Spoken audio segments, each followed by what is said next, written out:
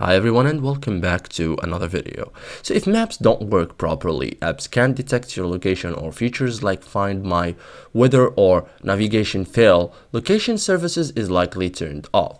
In iPhone settings 2026, location services lets app and system features use GPS, Wi-Fi, Bluetooth, and cellular data to determine your location accurately. Okay, so in this guide, I will show you step by step how to turn on location services on your iPhone in 2026 like a pro. Okay, so first thing first, tap settings. Scroll down until you find privacy and security. Tap it. So this section controls location tracking and privacy permissions. So at the top, tap location services.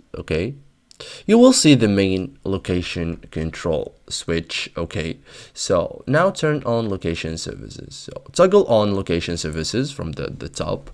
So once enabled, apps can request your location, system services start working correctly, location-based features activate immediately. So now scroll down to see all apps using location. Tap any app and choose never, ask next time to, or ask next time or when I share while using the app. So this is recommended, and we have always for navigation, tracking, and Find My. So choose based on necessity and privacy. So thank you guys for watching this video, and see you guys in the next tutorial.